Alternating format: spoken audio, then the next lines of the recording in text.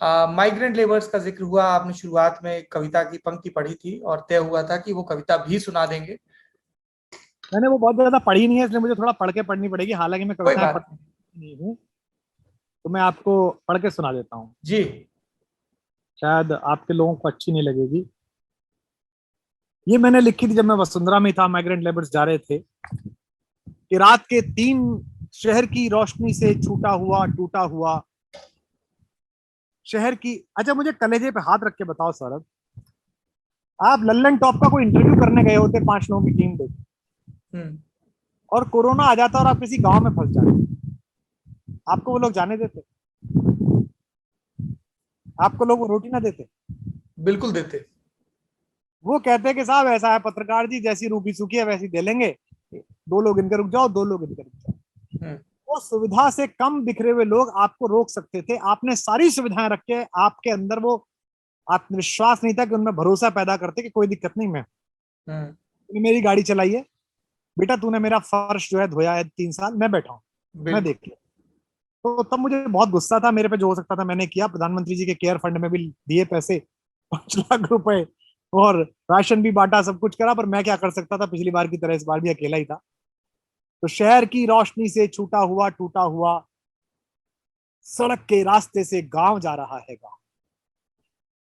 शहर की रोशनी से छूटा हुआ टूटा हुआ सड़क के रास्ते से गांव जा रहा है गांव। बिन छठ ईद दिवाली या ब्याह कारज के, बिना छठ ईद दिवाली या ब्याह कारज के बिलखते बच्चों को वापस बुला रहा है गांव।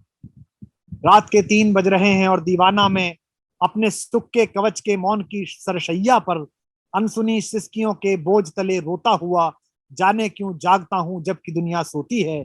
मुझको आवाज सी आती है कि मुझसे कुछ दूर जिनके दुर्योधन है सत्ता में वो भारत माता। मुझको आवाज सी आती है कि मुझसे कुछ दूर जिनके दुर्योधन है सत्ता में वो भारत माता। रेल की पटरियों पर बिखरी हुई खून सनी रोटियों से लिपट के जार जार रोती है। वो जिनके महके पसीने को गिरवी रखकर ही तुम्हारे सोच की पगडंडी राजमार्ग बनी। वो जिनके महके पसीने को गिरवी रखकर ही तुम्हारी सोच की पगडंडी राजमार्ग बनी। लोग सड़कों पे था और लोग शाह बंगलों में, कभी तो लौटकर वो हिसाब मांगे। वो जिनके महके पसीने को गिरवी रखकर ही तुम्हारी सोच की पगडंडी राजमार्ग बनी। लोग सड़कों पे था और लोग शाह बंगले में, कभी तो लौटकर वो ये हिसाब मांगेंगे। ये रोती माएं बिलखते हुए बच्चे बूढ़े, ये रोती माएं बिलखते हुए बच्चे बूढ़े।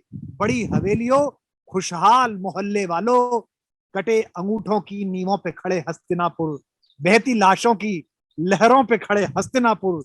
ये लोग एक दिन तुझसे हिसाब मांगेंगे, ये लोग एक दिन तुझसे हिसाब मांगेंगे।